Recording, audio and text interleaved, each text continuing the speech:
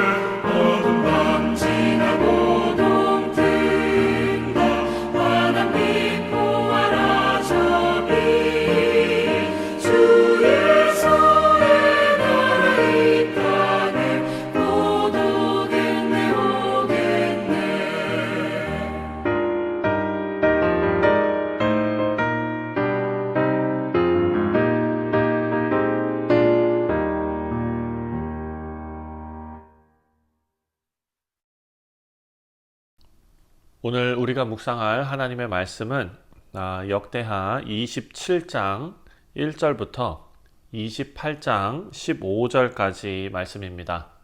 제27장 요담이 왕위에 오를 때 나이가 25세라. 예루살렘에서 16년 동안 다스리니라. 그의 어머니의 이름은 여루사요 사독의 딸이더라. 요담이 그의 아버지 우시아의 모든 행위대로 여호와 보시기에 정직하게 행하였으나 여호와의 성전에는 들어가지 아니하였고 백성은 여전히 부패하였더라.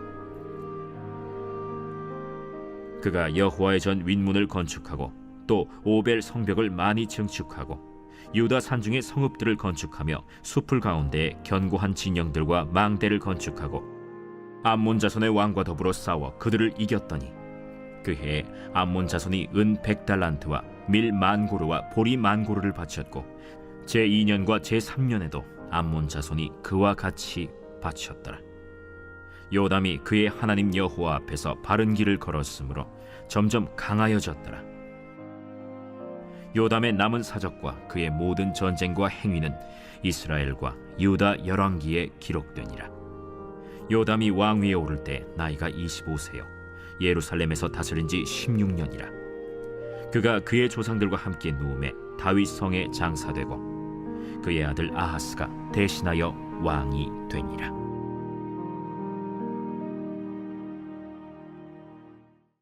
제 28장.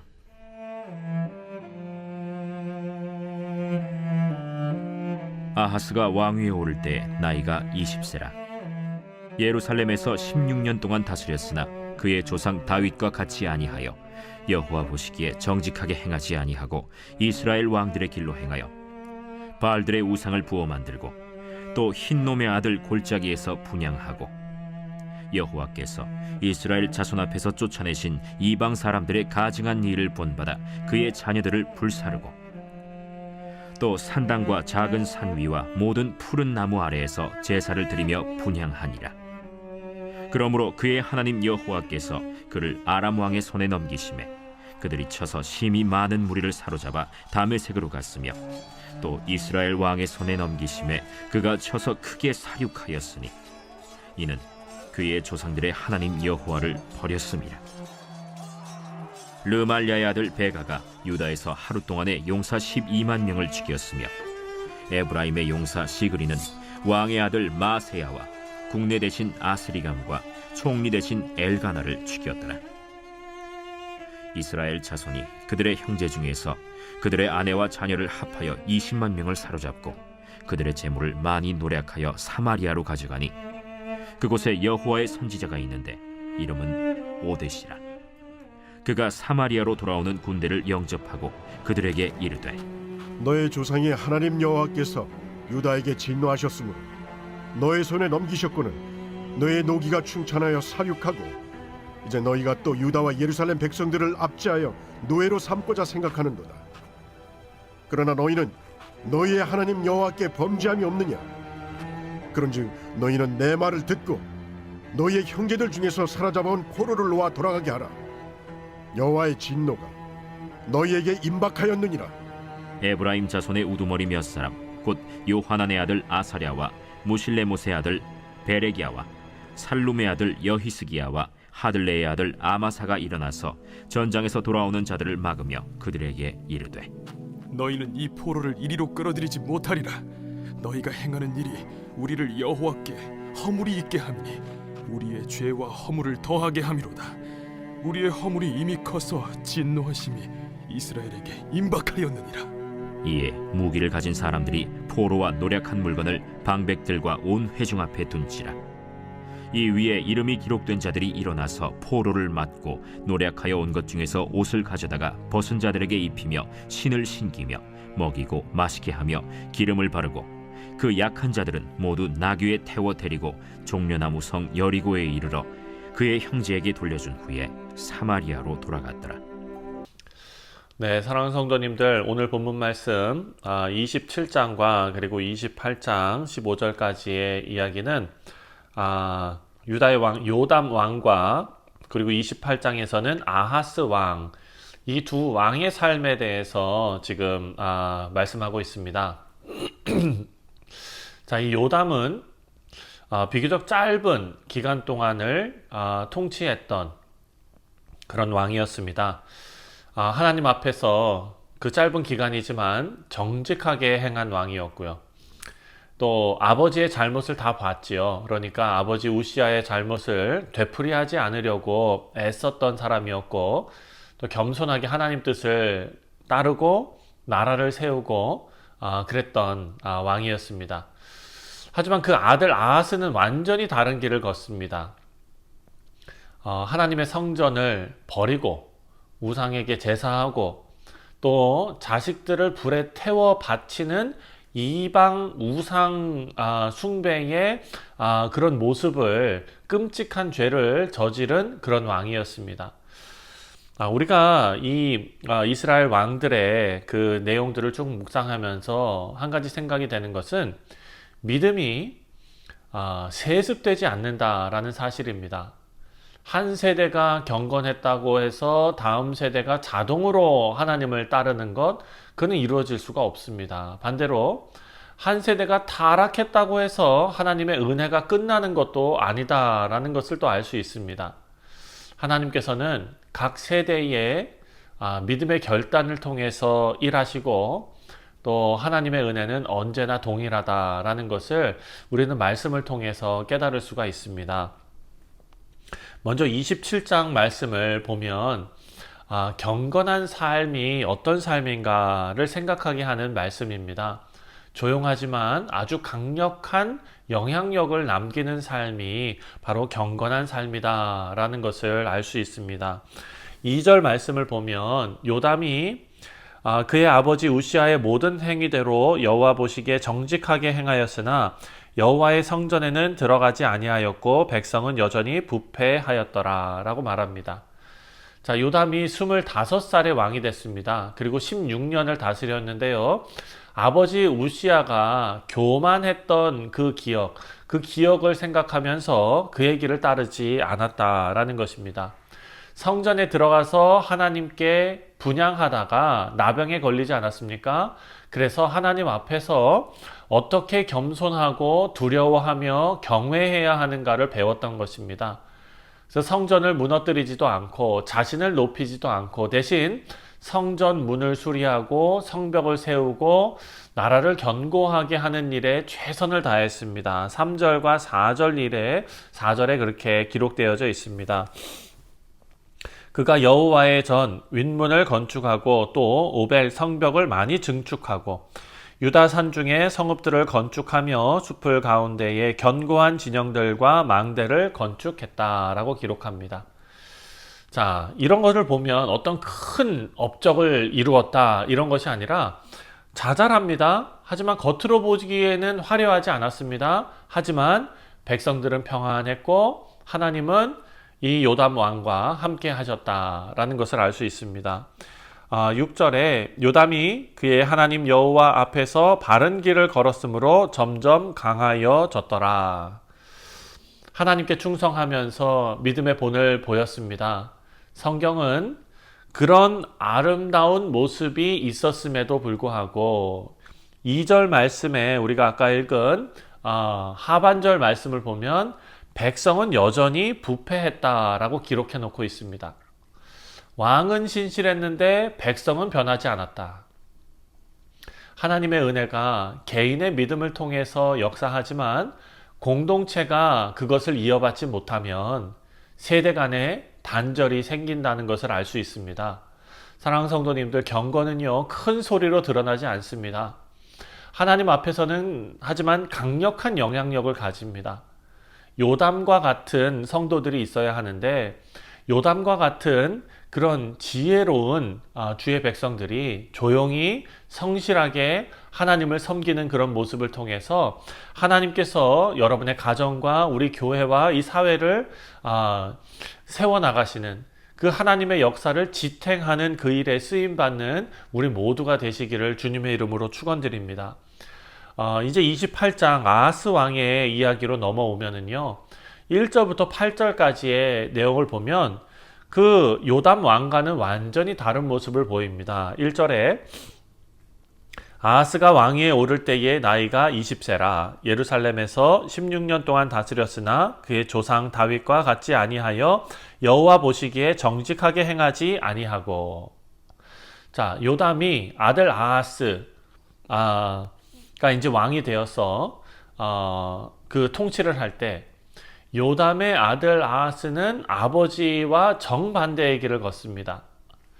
아버지는 신앙을 잘 지켰는데 그 신앙을 물려받지 않고 북이스라엘과 그리고 이방 나라들의 그런 악한 풍습, 우상을 따르는 악한 풍습을 따라서 살았다라고 기록하고 있습니다. 3절을 보니까 흰놈의 아들을 골짜기에서 분향하고 여호와께서 이스라엘 자손 앞에서 쫓아내신 이방 사람들의 가증한 일을 본받아 그의 자녀들을 불사르고 끔찍한 일을 벌입니다. 하나님께서 금하신 일을 합니다. 하나님께 가장 큰 모욕이고 또 하나님의 언약을 끊어버리는 행위입니다. 결과가 어떻게 됐을까요? 우리가 잘 아는 대로 유다는 하나님께서 그 땅을 지켜주지 않으시고 계속해서 반복되는 그런 심판이지만 아람 왕이 또 북이스라엘의 왕 베가가 그를 공격하게 됩니다. 5절 말씀 보니까 그러므로 이 가증스러운 일의 결과지요. 그러므로 그의 하나님 여호와께서 그를 아람 왕의 손에 넘기심에 그들이 쳐서 심히 많은 무리를 사로잡아 다메섹으로 갔으며 또 이스라엘 왕의 손에 넘기심에 그가 쳐서 크게 사륙하였으니 유다가 다 패배하고 수많은 사람들이 죽고 20만 명의 포로가 끌려갔다라는 것을 기록해 놓고 있습니다. 그 패배가 군사력의 차이의 문제가 아니었습니다. 하나님을 버린 신앙의 문제였지요. 하나님께서 함께하지 않으시자마자 그 강성했던 유다가 한순간에 무너졌습니다. 하나님을 버리면 평안이 사라진다. 우리가 하나님과 멀어질 때 마음에는 혼란이 찾아오고 삶의 질서가 무너지고 세상은 강해 보이지만 하나님 없는 평안은 언제든지 깨질 수 있다. 이것이 말씀이 우리에게 경고하는 내용입니다. 마지막 세 번째로 9절 말씀을 보면은요. 이스라엘의 한 선지자가 나옵니다. 오벳이 여기 나옵니다. 아하스가 악을 행합니다. 하나님께서는 하지만 그럼에도 불구하고 여전히 은혜의 통로를 남겨두십니다. 북이스라엘이 유다를 공격했습니다. 많은 포로들이 잡혀갔습니다.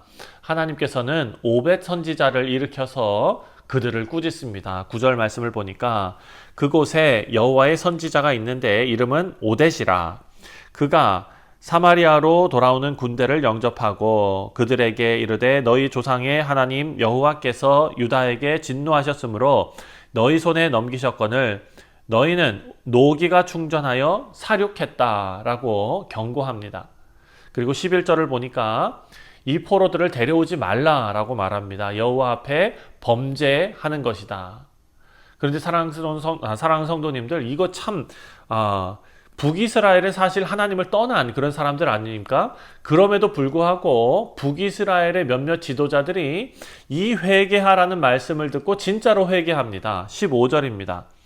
이 위에 이름이 기록된 자들이 일어나서 포로를 맞고 노력하여 온 것들 중에서 옷을 가져다가 벗은 자들에게 입히며 친을 신기며 먹이고 마시게 하여 기름을 바르고 그 약한 자들은 모두 나귀에 태워 데리고 종려나무성 여리고에 이르러 그 형제들에게 돌려준 후에 사마리아로 돌아갔더라. 자, 하나님의 백성이 타락했지만 하나님께서는 여전히 자비 그리고 회복의 길을 여십니다. 심판 중에도 은혜를 베푸시지요. 하나님의 성품이 드러나는 일입니다. 하나님께서는 언제나 회개의 기회를 열어놓고 계십니다. 우리가 멀리 떠나서 하나님의 징계를 받을지라도 돌아오는 자들을 위해서 하나님은 길을 준비하십니다. 심판의 끝은 사망과 멸망 이것뿐만 아니라 하나님께서 하나님의 택하신 자들이 주께로 돌아오게 하는 그 돌이키심의 시작이다라는 것을 말씀을 통해서 깨닫게 됩니다.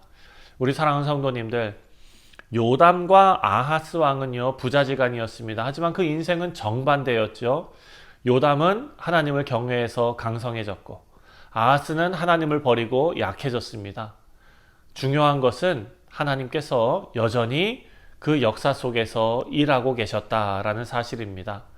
하나님 말씀에 순종하고 요담처럼 겸손하게 행하고 아하스처럼 하나님을 버리지 않는다면 하나님께서는 우리를 통해서 무너진 신앙을 다시 세워 주실 줄 믿습니다.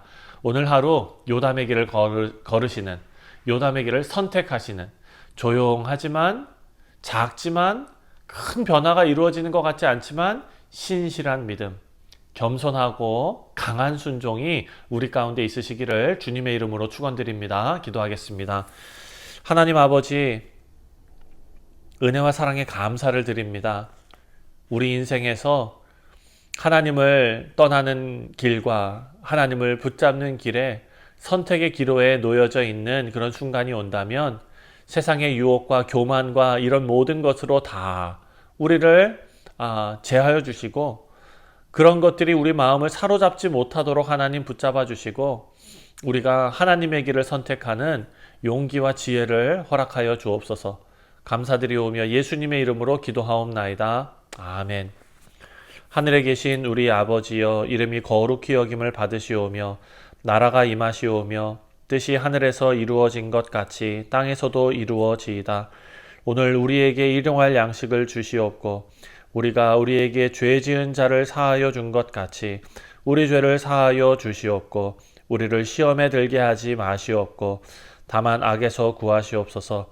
나라와 권세와 영광이 아버지께 영원히 있사옵나이다. 아멘.